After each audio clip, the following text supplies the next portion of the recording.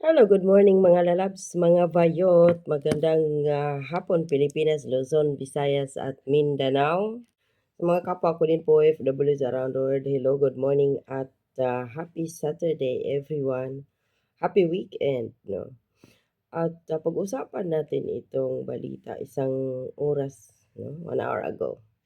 Ang sabi dito ng ang balita ngayon ay VP Sara nagpasalamat kay former President Rodrigo Roa Duterte at sa China sa pagpundo ng Bukana Bridge na kung saan ay inangkin ni BBM nung pumunta doon sandali lang, di nagtagal ay ayon kay Jason Sa na nag-cause daw ng grabing traffic tapos may mga helicopters pa daw sa taas na siyempre nagmamasid yun dahil andoon ang Pangulong Bangag dahil akala na papatayin doon siguro si ano, Marcos may papatay at ano ba tawag dito, may mga sasakyan ng mga pulis, kabila, kaliwat, kanan, kabilaan, ganyan.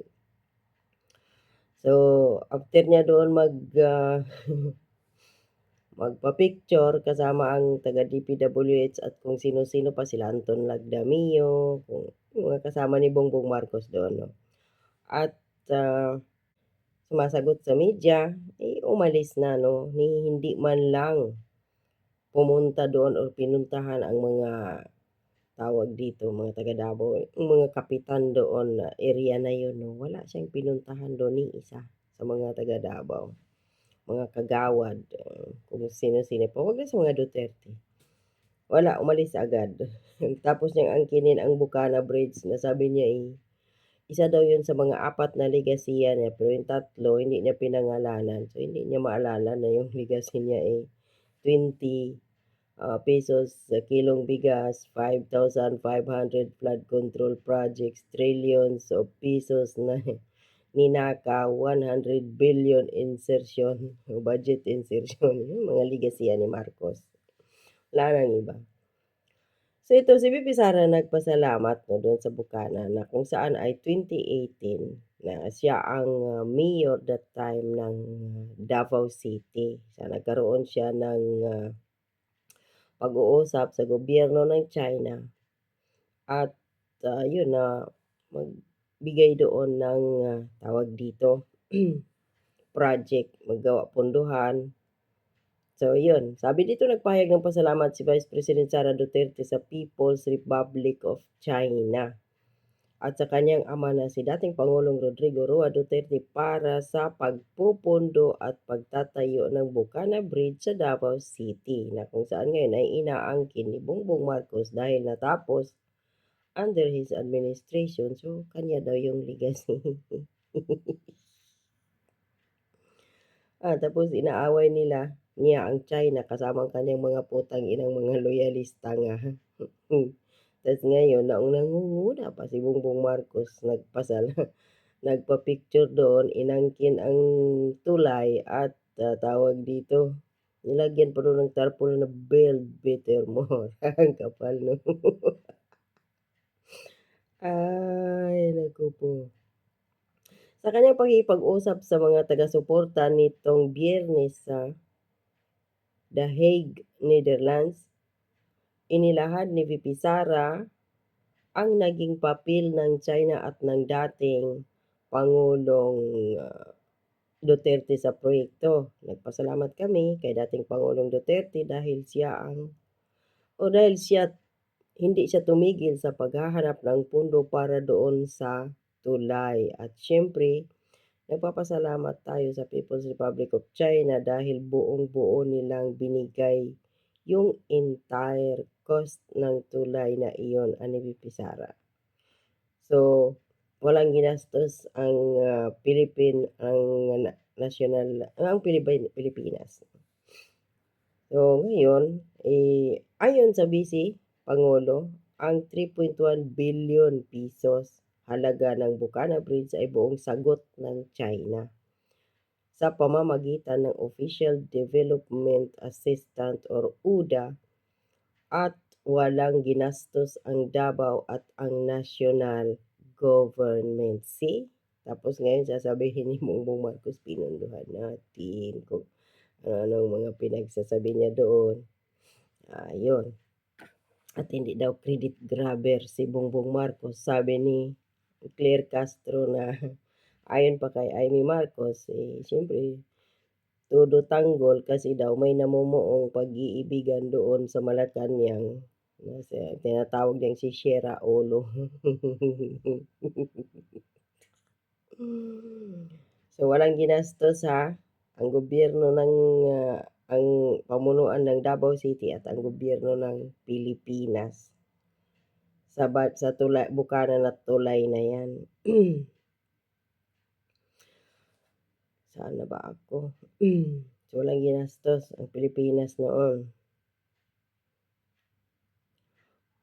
Pilipinas para makatayong bridge na yun at napakahalaga ng bridge na yun dahil hindi mag-connect ang south to north kung wala yung bridge, dagdag niya. Binigyan din ni VP Sara ng malaking pakinabang ang tulay, hindi lamang sa mga Dabawenyo kundi sa buong rehiyon ng Mindanao na siyempre yung taga saan banda ka sa Mindanao na pupunta ka doon sa Davao area.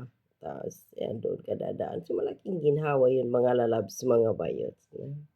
Inaaway-away ni Bongbong Marcos ang China. China may project sa Pilipinas. O di ba yan dyan sa may Binondo din yata yun. During Duterte, maganda din yun, di ba? Napakinabangan din ng mga Pilipino, ng mga taga Metro Manila. Ang Amerika, na kung saan mahal na mahal ni BBM, hindi niya inaaway, sinusunod niya, lumuluhod siya doon yes sir nga siya, di ba, nung si Joe Biden pa ang presidente ng Amerika. So, anong naibigay ng gobyerno ng Pilipinas ng gobyerno ng Amerika sa Pilipinas na napakinabangan ng mga Pilipino? Wala, di ba? Kahit mag-apply ka nga ng visa doon, manigas ka. Kung hindi ka doon, i-denied ka agad nila doon Visa nga, wala tayo. Hindi nga tayo free visa sa Amerika. Kahit yun na lang sana, no? Wala. Tulay pa kaya ang ibigay doon. Marami silang binigay sa Pilipinas, iniimbak doon sa mga base militar na binigay ng bansang Pilipinas sa Kano. Panggera. Ayan. Kahit sa mga baha, tuwing may bagyo, wala kang makikita ang mga kano doon na tumutulong, nagre-rescue sa mga sa mga Pilipino. Kahit mga kagamitan nila sa pang yung mga speedboat or mga rubber boat or kung ano pa tawag doon. Wala talaga, no? Binigay ang Amerika sa Pinas. Pero ang China, nagbigay ng tulong doon sa mga na biktima ng kalamidad. Nagbigay katagalan si Trump, $1 million. 50 million, 59 million pesos lang. Okay. So, dati tag 19 million US dollars ang binibigay. Ngayon, 1 million na lang dahil takot si Trump baka nakawin ni Bongbong Marcos. Naku. So, ano pa dito kay VP Sara ngayon, nandiyan na ang bridge. So, dapat natin yung pagpasalamatan para sa akin bilang isang Dabawenyo at siyempre sa mga taga Mindanao na rin dahil nagbe-benefit sila sa coastal road. Sa coastal road na yan, traveling from south to north of Davao in the region. Anya pa, bubuksan ang Bukana Bridge sa Disyembre 15 na magdurugtong sa Barangay 76-A Bukana at Matina Aplaya. Nung andun pa ako nung 2023 ba yun?